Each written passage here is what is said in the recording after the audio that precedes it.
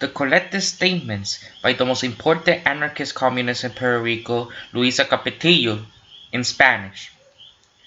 Vestimenta de la anarquista. Lo que no habla M. de Sayas es de las faldas pantalón o de la nueva costumbre de vestirnos, pues luego que se utilice el pantalón no vuelve la falda. Esta costumbre de pantalón se adapta perfectamente a la época de progreso femenino, y esta costumbre hará que vaya variando las telas desde las más gruesas a las más finas y delicadas, y terminaremos en usar solo un velo o gasa para cubrirnos. Y en esa futura época las mujeres en general procurará no engordar mucho, mejor será delgada que gruesa, y será tan natural y artísticamente bello que esa época se acerca con igual rapidez que los progresos en sociología, que todo tiene a ser comunista en la práctica, de modo tal que no extrañamos que nos tome un libro o dinero o ropa y se quede con todo. Ese progreso sociológico, comunista, anarquista, que se impone.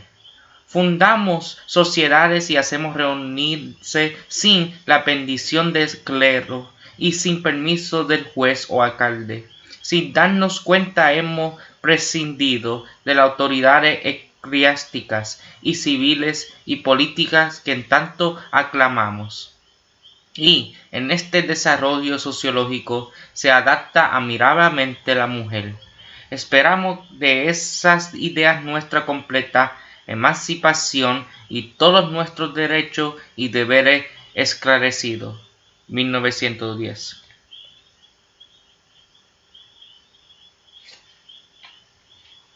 Trabajo intelectual y vida diaria. Un día era tal mi abstracción pensando en un monólogo que había escrito y deseaba recitar para contribuir el beneficio de un amigo que tome la pluma para abrocharme las borracas, así la llama en Cuba. Y cuando me fijen, me reí al sorprenderme hasta dónde podía llevarme la abstracción, que podía llamarse distracción. José Julio, 1913. La explotación infantil. Un día se tuvo frente al restaurante vegetariano, donde yo estaba sentado en el balcón, un carrito de leche a domicilio. Bajo un niño abre la puertecita posterior del carro y hace esfuerzo por coger un jarrón grande de leche. Era superior a su fuerza y al cargarlo se derramó sobre él un poco de leche. Rasparlo el jarrón hasta el suelo sin derramarse. Con el consiguiente estrépito, el hombre que dirigía el carro, al oír el ruido, ladeó el cuerpo hacia atrás y levantando el fuerte iba a descargar su fuerza sobre el niño. Grite como va y a pegarle si no puede con él. El hombre se contuvo, pero no tardó 3 minutos en protestar, diciendo, mezclando el idioma, esos son mis business, que es equivalente a decir que no le importa. Yo repito 2 veces más mirándome y alejándose en su carro, en tanto el chico subía con el jarrón sin poder y entró a la casa donde yo estaba. Nadie protestó de este hecho. La mayor parte de la gente cree muy natural y hasta justo y bien hecho que un padre explote a su hijo y además son maltrata. Nadie se preocupa de advertir a los fuertes su deber para con los débiles. Hay sociedad protectora de animales, pero los niños, los ancianos y los enfermeros se maltratan, se explotan y nadie protesta, ni acuerda protegerlos.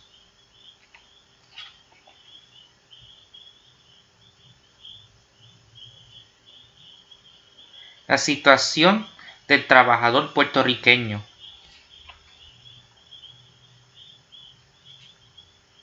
Las bellas es la forma de la verdad. La verdad es necesariamente bella, y nadie puede impedir que la admiremos. Camilo Flammarion. El poder es la venganza de las almas nobles. L.C. La instrucción es la base de la felicidad de los pueblos. Instruid bajo el dosel de la verdad, rascar el velo de la ignorancia, mostrando la verdadera luz del progreso, exenta de ritos y dogmas. Practica la fraternidad para estrechar los lazos que deba unir la humanidad de un confín a otro sin distinción de razas ni creencias. La ignorancia es la causa de los mayores crímenes e injusticias y la imposición del mercantilismo de los mal llamados discípulos y ministros de Cristo. Es el origen de atraso y estacionamiento que deploramos, que engendró el ateísmo, escepticismo, la blasfemia hasta el crimen. Perdón para ello, pues también la predicación de nuestras ideas libertarias son para ellos. Los de negras sotanas y sus satélites, el espectro rojo que lo hace bambolear en sus carcomidos cimientos. La verdad los molesta, como a la luz a los bujos, y huye al ocultarse en las sombras del fanatismo que ha fabricado. Pero la verdad hermosa y severa diosa es la encargada de disipar la tensa niebla de la mentira y la tiranía que impide la verdadera felicidad que debe existir en este planeta. De nuestra perseverancia en el bien para nuestro prójimo en el bien, porque el bien es la instrucción de la verdad, basada en la caridad que nace del amor a nuestro prójimo. No consiste en las miserables óbolos que respeta sin atención ni sentimiento por pura fórmula, por apariencia, por vanidad. Esto es un engaño, esto no es caridad, ni dar ropa gastada, teniendo escaparates repletos de lujosos trajes, como si hubiera algunos con más derecho a usar trajes nuevos y lujosos. Se me dirá que los trabajen si los desean iguales. Continuamente están trabajando y continúan rotos, descalzos y hambrientóse. ¿Y acaso trabajan las esposas, el hijo de los explotadores? ¿Se llama cristianos? ¿Dónde están las prácticas? Hecho y no fórmula. ¿Dónde el desinterés y la abnegación por el prójimo? Entonces, ¿qué derechos tienen a llamarse cristianos si son vanidosos, indolentes, egoístas, indiferentes y soberbios? Son vanidosos porque hacen oculto, todo con la trompeta de anuncio y el alargado. Por eso hace caridad o algún bien mal hecho al prójimo. Sin indolentes, porque para todo tiene un ser humano, para todos sus caprichos y no la hacen por sí mismo. Egoístas e indiferentes, porque luego de cubrir sus necesidades y vicios, no crea a los demás con derecho para hacerlo y trata de mermar el mezquino salario de sus sirvientes y guarda todas las monedas que puede siéndole indiferente que sus hermanos y sirvientes estén descalzos y duerma en el suelo y llama cristianos. Una parte de la felicidad del hombre consiste en no desear sino lo que licita y honrosamente pueda obtener. Debemos satisfacer nuestras necesidades de un modo que no sea dañosa a sí mismo ni a los otros. Debe limitarse para no ser desgraciados y poner especial cuidado por no aumentarlas, porque arrastran a vicios y delitos. Grandes vicios y delitos, injusticia y crueldades ha cometido la mal llamada clase privilegiada por su egoísmo y estúpido orgullo, explotando el trabajo de millares de trabajadores. Pues, ¿y cuántos explotadores ha caído en lamentable ruina por su lujo excesivo y su prodigalidad viciosa? Seguramente que habiendo todos los perezosos explotadores seguido aquel paráforo filosófico educativo, no lamentaríamos el actual estado de miseria de los trabajadores, exponiendo a justos y pecadores a sufrir la escuencia de una revolución que justamente estallará. No es honoroso ni lícito pagar un peso mensual a una sirvienta que tiene a su madre trabajando para pagar la casa donde duerme, la que está sirviendo todo el día a un rico o rica, una hermana según las leyes naturales. ¿Quién dice sirvienta, dice cocinera y demás empleados de esta especie? ¿Qué le espera a estos infelices hermanos? El hospital y pedir limosna. Y los trabajadores de hacienda y finca de café, que les pagan 45 centavos, ¿puede vivir con decencia como ordenar la higiene o no existirá higiene para ellos? Para exponer cómo viven esos infelices, no solamente los que trabajan en el campo, y así también los que trabajan en el pueblo. Hay que copiar lo que detalle Samuel Gompers en Justicia para Puerto Rico, para extenso conocimiento de todos en general. Dice respecto al carácter en general de los campesinos puertorriqueños. Son bondadosos, indulgentes, entusiastas, indiferentes, activos y también indolentes, tratables, fáciles de persuadir y se gestiona fácilmente y se le hace sentir hambre sin peligro.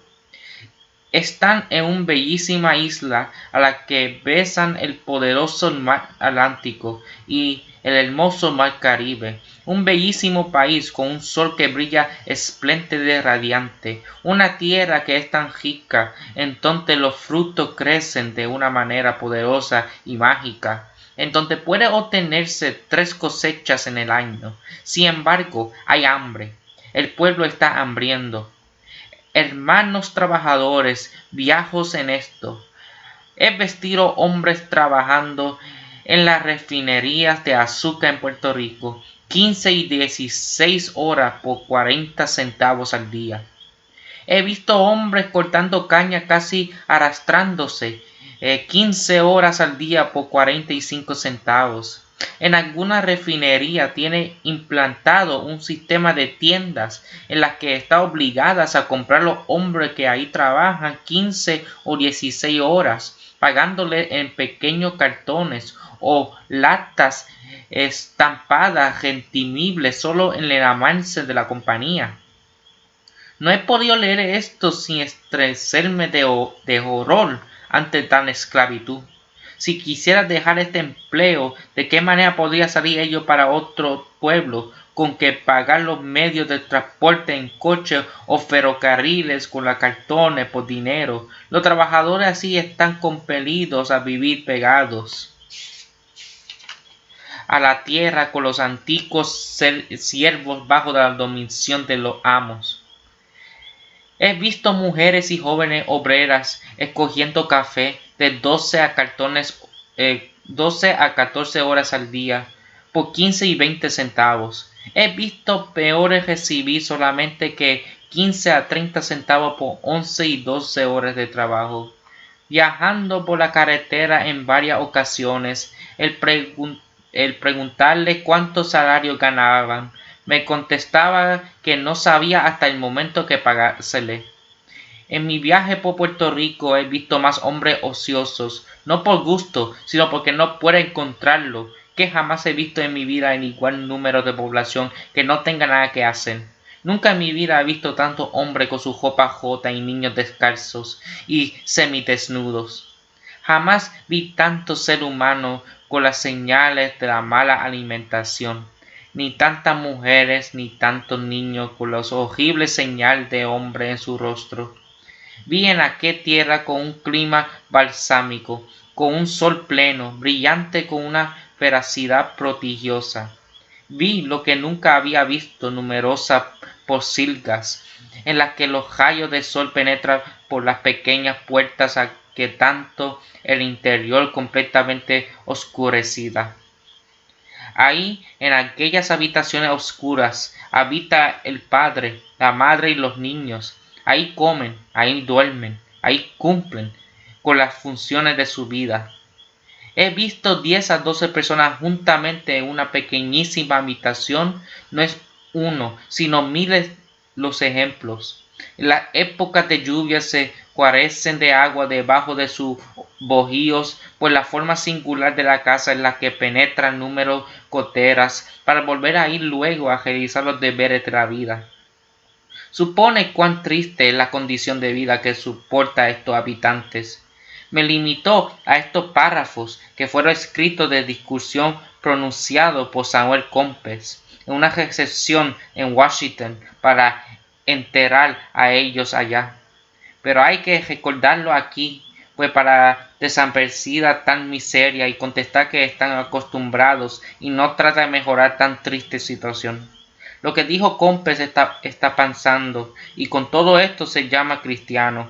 ¿Será posible que el contacto de las riquezas adquiridas por medio injusto y egoísta pierden el uso de la razón hasta el extremo de creerse superior a los mismos les multiplicaron sus riquezas?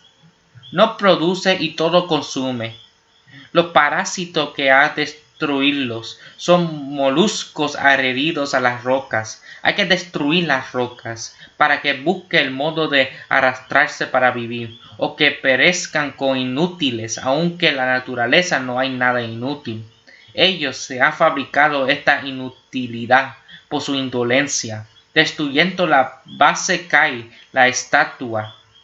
Trabajemos luchando porque cada cual tenga lo que pertenezca. No es justo que miremos con indiferencia, después de una vida de trabajo, como que realizar los trabajadores en la hacienda tenga por resultado que pedir limosna o ir al hospital o equipo de ropa que hay que admirar, o esto en los pueblos que hay hospital. Procuremos extirpar esta costumbre de esta generación que crece para que no se acostumbre a este sistema explotador. Que sea prácticamente cristianos y no en forma exterior cumpliendo ritos y aceptando dogmas estúpidos y ridículos que entorpecen las ideas, o que ir al templo ya que se creen cristianos, confesarse con el cura, con Lurca, con Urim misma.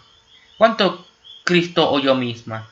Eso fue inventado después. Eso es inútil. ¿Cuánto común como predican los romanos? ¿Cuánto adoro imágenes como las prácticas estos paganos modernos? ¿Cuándo? Cristo oro en la plena naturaleza. Esto es el verdadero templo, digno y hermoso, para elevar nuestro pensamiento y pensar lo que tiene esta creencia. En el futuro, aunque todos debemos de pensar, pues tendremos que ir y debemos estar preparados. Que aquí el por qué es necesario luchar para mejorar nuestra vida material, instruyéndonos para perfeccionarnos, y no que tal el caso tan contradictorio que habemos observado de un trabajo que pida aumento de salario, pero constituye el amo, y entonces trata de disminuir a sus compañeros de antes. Esto revela lo poco que se parecía a los hombres y a que el egoísmo domina los sentimientos de fraternidad. Es necesario de luchar y activar el movimiento de organización, pues mientras más salarios tenga, más abundancia en sus hogares, menos horas de trabajo, más instrucciones y menos expuesto a cometer errores. En un hogar donde falta lo necesario, se blasfema, se desesperan, hay escepticismo, indiferencia, envidia, cólera, rencores, en una familia donde el trabajo doméstico es excesivo y a esta se une el trabajo para afuera, para procurar el alimento y atender el pago de casa y ropa. Es terrible la existencia, es desesperante, es de lo inocular el suicidio. Este estado trae horribles consecuencias para el alma y para la materia. La madre es encoleriza, con facilidad azota de un modo estúpido y salvaje a sus hijos y le atrofia el cerebro debido a la insuficiente alimentación y al excesivo trabajo, y como no pueda atender a su hijo, pues para ganar el alimento necesita estar toda la semana pegada a la patea, mojada, sucia, escualidad, y sus hijos van aquí y más allá, sucio y roto, con frases más sonantes. No van a la escuela, pues la madre no se atreve a enviarlos descalzos y sucios, y no puede porque les gana comprarle calzados. En fin, un sinnúmero de desgracias, y nos llamamos cristianos y observamos en un barco de un gran señora envuelta entre finos encajes imperfumada, por no pagar a un miserable carbonero 15 centavos por saquito de carbón. Supongamos que no valga ni 10 al salco. Pero ¿de qué viven estos infelices? Y aquella señora ha olvidado estos detalles, trata de pagar 10 o 12 centavos por un saco, y no repara cuánto va a la tienda y comprar anchos y finos encajes de 2, 3 y 5 dólares, y ponos de buena perfume de Tinuat o Ricaud para su toilet. ¡Ay, humanidad, verdugo de ti misma! ¡Qué irrisión! Y va a los templos a rendir adoración a imágenes ocultos paganos. Cristo prohibió la adoración ídolos, y la iglesia romana lo exigen. Cristo erigió un culto, el amor al prójimo y la práctica en su vida, perdonando a sus verdugos y alcuminadores. Nosotros hacemos todo lo contrario, sino calumnias, nos vengamos y nos burlando, y así ofende con insultos denunciamos. El gobierno propio. Esto es lo que piden los más llamados unionistas. Pero ¿por qué todo esto de acuerdo con eso del gobierno propio? ¿Por qué desconfían de sus propios hermanos? ¿Por qué desconfían si ellos son sabios, los que harán las leyes favorables a los trabajadores, los que destruirán el monopolio y la explotación? Y entonces, ¿por qué no están con ellos? Eso es fácil de comprenderse, porque nunca han cumplido lo ofrecido, porque prejudicia a su modo de ver los intereses capitalistas, y como casi todos los principales partidarios y cabecillas de la Unión son egoístas, explotadores y aristócratas, y como nosotros no aceptamos privilegios ni distinciones, he aquí el estorbón. Ellos quisieran que continuaran los trabajadores quitándose el sombrero y humillándose ante sus amos. No hay esclavitud, pero habiendo amos hay esclavos, y esto es lo que tenemos que abolir. La esclavitud de salario miserio y mezquino, indigno del hombre libre y conocedor de sus derechos. ¿Por qué ellos partidarios de la libertad no destruyen la esclavitud individual y la miseria para luego pedir la libertad completa?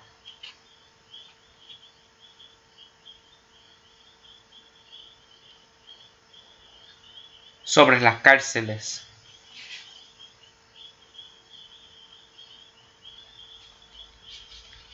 Las leyes justas en los pueblos ilustrados siempre prohíben la venganza, la satisfacción por sí propia.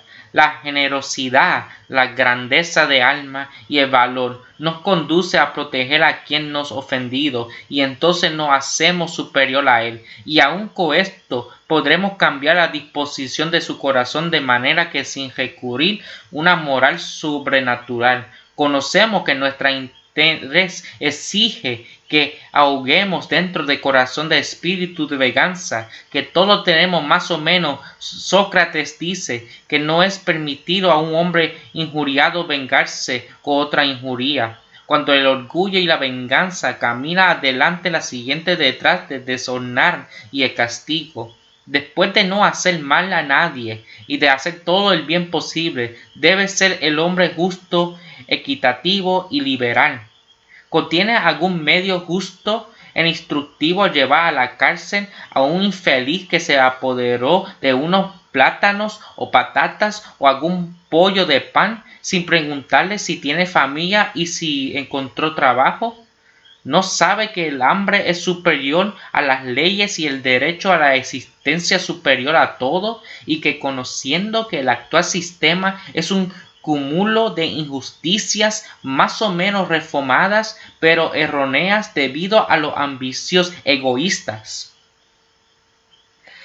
Saben perfectamente que tal derecho no merece castigo, y si castigan con cárceles y multas, comprende que cometen un abuso contra la naturaleza, pues no hay en esas privilegios y que quiere imponerlos entre las más débiles y miserables resulta un absurdo tiránico que tiene que ser abolido por los partidarios de la igualdad y la fraternidad. ¿No resultaría más beneficio y natural que se indicase si que tomo lo que por el sistema actual egoísta no tiene derecho a no dejar morir de hambre? ¿A qué infringió la ley tenía o no trabajo y si tiene o no familia? En este caso, se les debe proporcionar trabajo y aprender el acto cometido, dándoles los medios para sostener su familia y sus necesidades. Dirán los padres de pueblo a los encargados del orden público que no hay trabajo para proporcionarlo enseguida. En este caso, dejarlo que tome lo necesario donde la haya en abundancia, con orden de los mismos encargados del orden, o darle el diario mediante trabajo, pues no es justo que ellos, sin gran molestia, participe desprendidos sueldos y que haya gente muriéndose de hambre, y si toman por hambre un pollo de pan, la encarcelan. Esto es anticristiano. De lo mismo que en tanto come dentro de los calabozos, hacerlo fuera, pues si no hay trabajo tampoco trabajaría en las cárceles, y esa repercusión es contraproducente, es estúpida, en pretexto para ejercer poder.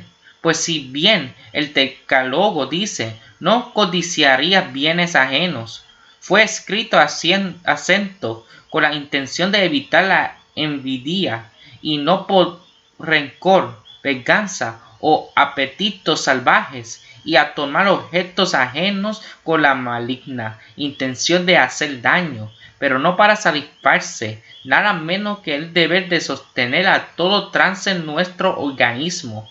Hay quien van a tomar una gallina que cuida a un infeliz olvidándose que es tan pobre como él, pero lo hacen a esta infeliz con preferencia, porque el que tiene muchas puede tenérsela en un buen patio, o le daría más trabajo y podría sobretenerlo, y el rico no está con mimos y lo envía preso. La infeliz lo sorprende y le grita: ¡Ey, pícaro ladrón! Y como este corre desparece y con levantarse la vecina tiene suficiente. Debe levantarse planteles de enseñanza industrial y destruir los cárceles, mejor dicho, sustituir esta por aquellas. La instrucción y el trabajo son la salvación del hombre.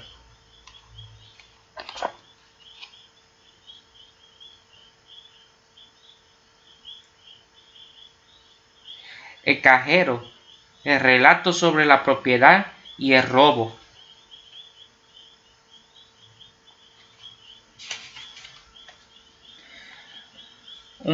Una obra.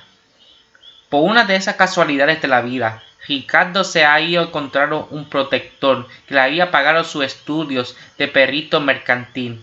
Nació en la mayor miseria, su madre lo había criado con miles trabajos. Ella anémica, con un esqueleto delgada, sin vida, extinguiéndose como una lámpara sin aceite, hacía esfuerzos sobrehumanos por enviar a su hijo limpio a la escuela.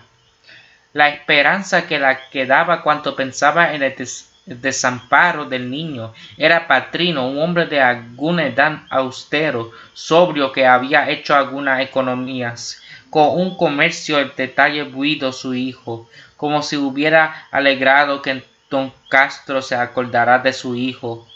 Él era rico, podía protegerlo. El día que Ricardo cumplió 12 años, ella esperaba que el padre llevara con la costumbre regalo. Y ella habló así: Don Castro, este niño ya es un hombrecito que debía enviarse a estudiar. ¿Qué quiere hacer de él, mujer? Eso es fácil, yo qué sé. Pero Yo lo verse y te avisaré. Don Castro, Dios lo proteja. Y Ramona, pensando a su hijo, veía como don Castro se alejaba con su lento paso, que mecía su cuerpo como un péndulo. A los pocos días de Castro volvió y le dijo a Romana: prepara a tu hijo para el jueves, toma y entrega algún dinero, hazle alguna ropa interior y manténla a corte un traje, y me lo envía para tomar el tren y llevarlo a Nueva York. ¿Van con él? No le enviaron con un amigo que va para esta ciudad y se encargaba de curarlo interno en un colegio. Gracias, don Castro, dijo Romana. Cuando venga mi hijo, se lo participaré. Buen, dijo don Castro, hasta otro día. Que Dios lo conserve bien, don Castro, profió Romana. Don Castro se alejaba satisfecha, creía cumplir con un deber. Por la tarde, cuando llegó Ricardo, le dijo Ramona: hijo mío, el jueves de la próxima semana se irá a estudiar y tomando la cabeza del niño. Entre sus manos le pensaba y decía: pobre hijo mío, cuando me alegro que puede serte útil mañana para que falte enjugándose alguna lágrima.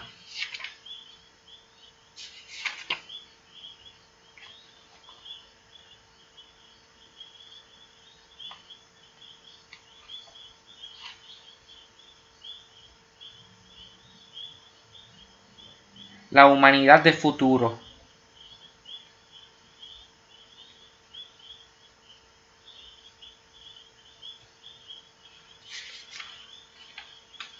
Huelga general y la sociedad futura. Relato utópico. No hay época del año más bella que la primavera. Luce bellísimos días en el mes de mayo, bellísima y extensa variedad de flores. El día 10 de ese mes, en un local obrero, se había celebrado una convención en que luego que presenta las leyes nuevas y las aprobaron, determinaron si no aumentaba su jornal y declararse en huelga. Ellos habían metido su determinación y creyendo oportuno llevarlo a la práctica y solicitar intervención de comité revolucionario expusieron sus quejas, presentaron sus reformas, aclararon conceptos y afirmaron opiniones y diciéndolo ante manifestados, hice a la huelga. Era 14 de mayo, un espléndido y hermoso día, en la calle de la Libertad, en el local de un periódico libertario. Estaba reunido el comité de huelga revolucionario. Entre varios importantes asuntos, acuerdan dar principio a la petición de los trabajadores que reunieron en convención. Había determinado la lanza a la huelga porque se les paga pocos salarios.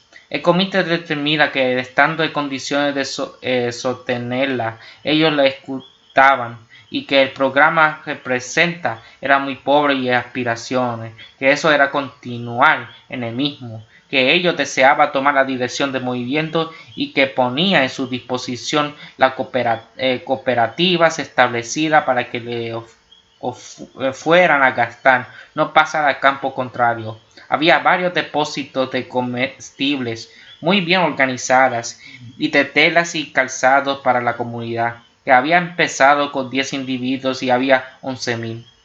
Los huelguistas aceptaron y fueron a depositar sus ahorros en el fondo común de los revolucionarios y los que tenían dinero en los bancos.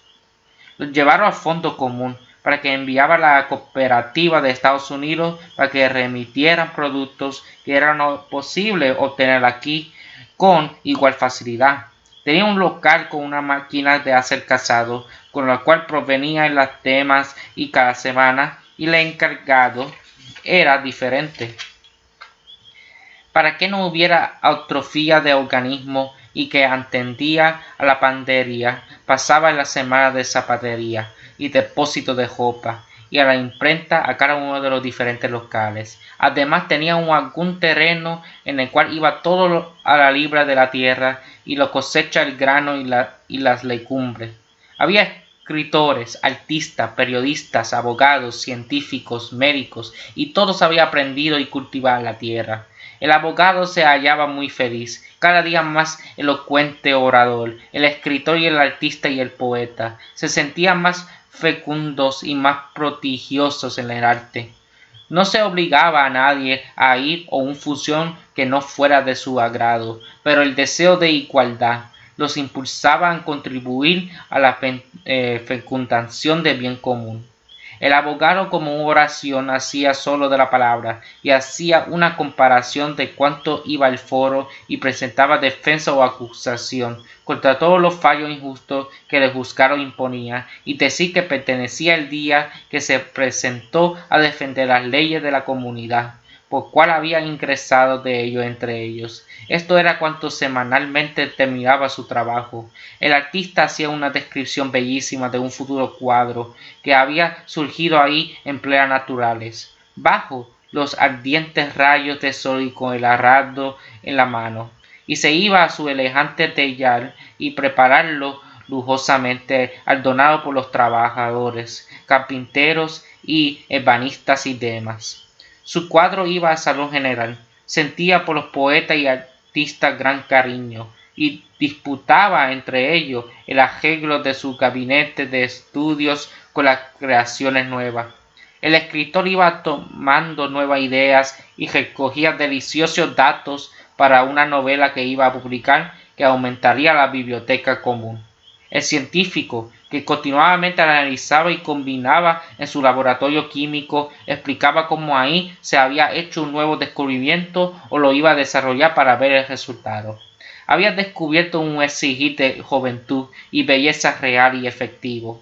Un médico decía que siguiendo los impulsos de la naturaleza y no cometiendo acceso las enfermedades era imposible, que tomando por ejemplo la naturaleza, se había convencido que las enfermedades no eran naturales, eran productos de los artificios del hombre, que pretendía reformar la creación y de la ignorancia, que adoptaron los medios normales de vida, no habría enfermedades, y aseguro que el alcohol, el tabaco y el café y la carne eran perjudiciales, pero para no violentar los organismos y como método de libertad y tolerancia, habíase admitido que los que no pudieron de golpe acostumbrarse a variar fueran poco a poco aminorando la cantidad de carne, café y tabaco, limitándose a tomar lo que lo exigía a una vez y luego a 3 por semana, hasta la completa asistencia de todos estos alimentos y edificios creados por la competencia y la miseria, que dañaba los organismos, viciando generaciones anteriores. El agricultor genio, que se había criado entre árboles y cañas y semillas, que no había podido concluir a las cátedras, ni escuelas, ni espectáculos recreativos e instructivos. Como sabía leer, pero no podía hacer gala de un oratorio brillante ni educativa debido al sistema que vivió. Ocupó el turno como último en los conocimientos, siendo el más de los que utilizaban antes. Se complació en manifestar que había descubierto un nuevo sistema para sembrar y otro para que la tierra no fuera estéril o se agotaran sus recursos y produjera frutos pequeños y desabridos. El 25 de mayo se declararon en huelga, como era una huelga general de todos los oficios. Había carpinteros, herreros, cocineros, sirvientes de ambos sexos, cargadores de muelles. Estos y los agricultores eran lo más, y un prominente abogado, que viendo más allá que los demás, quizás por humanidad, dejó planetar una gran defensa, que se esperaba triunfa y que se hubiera ganado $3,000, pero a pesar de que abiertos los de comité que terminaba la defensa, que aportaba luego aquel dinero, no acepto para que no creyeran lo hacía por cobardía, y solamente $15,000 que tenía el banco los llevó a la comunidad y se prestó para los informes de la comisión. Declarar la huelga se pasó aviso a las casas comerciales y las fábricas tellares de todas clases con las peticiones exigidas por el comité de huelga revolucionario. Pero luego de enterados todos, hubo comerciantes y exentados de eso, que le se presentaron el comité, llevando todo su capital en billetes y pudieron lo que admitieron a la comunidad. Era hasta 10 años que aquellos 10 hombres formaron la sociedad y había tanto un ejemplo y una demostración de solidaridad y de cultura y que tenía que ejercer alguna influencia. Esos señores tenían hijos en la comunidad que enamorados de hijas de las comunistas había pasado a la sociedad y se había reformado. Todo el país estaba en expectación. Había pueblos que no tenían panaderos, otros donde no había zapateros ni placeros y los que había no podía atender a todos. Las casas acostumbradas a grandes servicios sin pies ni cabezas, los dueños no sabían cocinar ni lavar ni planchar. Y la semana estaban las calles intransitables. No había legumbres, ni huevos, ni quesos en el mercado. Se puede decir que no había mercado. La leche apenas se conseguía. Hubo obreros que, para atender a las pendiciones de sus patronos, que las había aumentado el giorno, se habían muerto como el instrumento de labor en la mano. Otros caían a salir, en fin, en una cocinera que tenía que atender 3 o 4 familias. Se vertió una sartén de manteca y se utilizó las manos y un pie, y una sirvienta se cayó por la escalera. Otra se tiró por una ventana. Una señora cocinando perdió un ojo, otra se rompió una pierna, desollando la subida de una escalera. Otro se ahogó y otro se envenenó. Esta lucha por no acceder a las peticiones hechas sembraban el terror. En vista de tal suceso terminaron recurrir al comité de la huelga, que permanencia siempre abierto, y expusieron sus quejas. El comité respondió que si lo dejaba arreglar el asunto, que todo terminará muy bien en beneficio de todos. Ellos accedieron y entonces les dieron un permiso provisional para que huesa atentivo por la comunidad, ocupa cada cual en el trabajo lo más adecuado a su costumbre. Había señoras y señoritas que no sabían hacer otra cosa que peinarse y tocar un poco el piano y querer ordenar como es su casa, pero se las fue ocupando el algo, el rociar las plantas y adornar salones y ayudar al servicio en común. Y las jovencitas burguesas, acostumbradas solamente a rellenarse el cabello y a limpiar los bisques, se les enviará una hora por la mañana a la cocina general y otra por la tarde para que observaran y aprendieran, y luego al salón de costura y más tarde a de pintura, y así sucesivamente todo para que te eligieran. Después de verificado este cambio, pasó una semana y el comité revolucionario invitó a los más intelectuales y a las autoridades para una reunión extraordinaria, y ellas manifestaron que para establecer una vez un sistema fijo era necesario conducir los códigos, filios, pergaminos y toda la papelería archivada en el centro de la plaza pública y quemarlos. Pasamos a la plaza y enorme montón de libros y papeles y objetos inútiles era atroz, como que hacían buen tiempo. Se transfirió para el fin de semana y a los 3 días vigilando todo lo que estaba interesado. Se producía a prender fuego y las 3 horas eran solo cenizas, que se mojaron para recogerse y enviarlo a campo. Esta fue la apoteosis de la huelga. Las imágenes de los templos pasaron al salón de objetos artísticos y los museos de 2 o 3 objetos de cada reliquia del fanatismo en ignorancia. Se acordó celebrar el común fiesta y que cada cual aportara los conocimientos y recreos más selectos y se dividieran como una semana. Hubo regatas, fuegos artificiales, globos confeccionados por los más expertos con una ayuda general, y en todos los juegos y paseos en coche y automóviles cada cual aportó alguna idea y alguna forma recreativa. término todo ya estaba establecido, la confianza entre todos, y lo más rudo se le enseñaba lecciones de cultura y buenos modales, y se le hacía ensayar las formas de comer y saludar correctamente. Faltaba terminar con el dinero, y acordaron, después de tomar el necesario para mercancías y máquinas de fabricación de papel y cristalería y porcelana, deja establecer el libre cambio y enviaron nosotros nuestros frutos, después de abastecidos de los depósitos generales, y no tener dinero para nada. Solicitábamos cualquier cosa que no era posible hacer aquí y enviaban nuestro azúcar y nuestras frutas y nos enviaban ajos, garbanzos y otros artículos.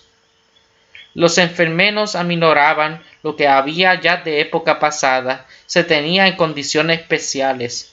Los tuberculosos habíanse enviados a las montañas. Con los tabacos fabricados se llenó un depósito y se procuró establecer un método para lo que usaban, hasta que perdieran la costumbre. Los campos sembrados de tabaco y se dejó terminar los cosechas y enviarla al extranjero por otros artículos, y el seco se envió también, para que el terreno perdiera su condición, se quemó, regó y movió bien, y se dejó descansar, y a los 6 meses sembró hierbas alimentísimas para los caballos y las reses. Los cerdos no se utilizaban más, se remitieron a cambio de una tela impermeable para calzado y telas finas a propósito para lo mismo, y no sacrificar ganado. No tenían nada que desear. Nadie se acordó de la poesía. Con el pueblo en huelga no se atrevieron porque no hubo ocasión. Ellos entraron con facilidad, pues la mayor parte había sido agricultores y obreros. Había de todos los oficios y solo hubo que dirigirlos e ilustrarlos. Todos muy felices, muy sencillos, aunque no se permitía a nadie andar como quiera, unos a otros se aconsejaban y cambiaban impresiones. Por último, se acordó hacer una relación de todo en imprimir un libro para enviar a todos los gobiernos, ministros, sociedades y municipios del universo. Era necesario conocer la opinión de cada país. Unos dijeron que eso no duraría, que era una casa de locos, otro que era de la torre de Babel, que no íbamos a vivir, el poeta con el brasero punto y torpe, que no teníamos obras de arte, que éramos intransigentes e inhumanos. Esto lo dijeron los gobernantes, en nombre de su presidente, y los ministros, en nombre de sus reyes. Las sociedades obreras nos felicitaron, los hombres altruistas no ofrecieron visitarnos, y otros no ofrecieron venir ni a vivir con nosotros, pero les dijimos que debían iniciar en su país iguales procedimientos, que era fácil y era más glorioso para ellos, que no aceptamos forasteros y que de cualquier país podíamos venir, pero no que como podíamos a lo propio. Resultaba muy pequeño el país para tanta gente.